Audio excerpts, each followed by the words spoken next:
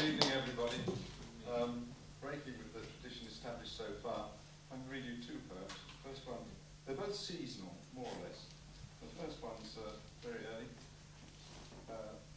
It's called Strange Indeed, and it's sort of about the great retail season that's coming up.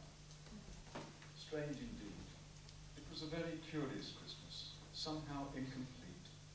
Just 11 pipers, 9 ladies, 7 bloody swans, 5 gold rings, 3 poulets, and that irritating partridge in the pear tree. All very odd, I thought.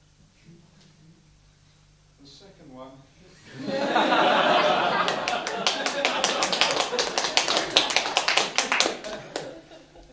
is from a little earlier in this month, based around November the 5th, and it grew from a story in the Times that I read, which attracted me, because they particularly named a certain sort of firework. Apart from that, it's a sad tale, really about the effect that serving in the Middle East has had upon some of our soldiery. It's called Don't Try This at Home, Kids. The fire had blazed, the rubbish burned, the guy was immolated.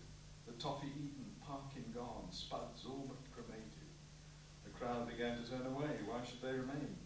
When a group of squaddies, fresh from the pub, sought to entertain. And one of them, quite brave, but between us a bit of a dolt, produced a rocket pyrotechnic type Black Cat Thunderbolt. Now the military mind is strangely hard to ponder, but set the task of rocketry high to far blue yonder, it's probable that you or I would launch from fireproof receptacles, bottles, pipes or flower pots, and never risk one's testicles. But our squaddies built a sterner stuff and will not now be forgotten. He spurned such simple artifacts and offered instead his bottom. He knelt by the embers in a military pose, back ramrod straight, grass caressing his nose, trousers round knees, arse up high, so we know that that night he was really brave commander. With precision he thrust into his rectal socket the stick of the Black Cat Thunderbolt rocket. He craned his neck to squint at the stars, using skill and control to line up his arse. And just off to one side, as they drunkenly planned, was one of his mates with a lighter to hand.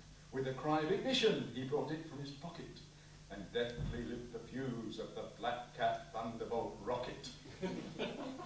Now maybe it's the training or time spent in the trenches, but where you or I would lose our grip, the military clenches. He tried to slacken off, but his brain functioned but dimly. When it mumbled release, his bum still clung grimly, till glowing in the twilight with an eerie sort of lustre, stars and sparks and scorching gas torched his scrotal cluster. They took him off to A&E, his tackle sore abused, the paramedics hooted, the nurses well amused. This being NHS, there was paperwork to do, you know, the sort of thing. Where, the what, the who.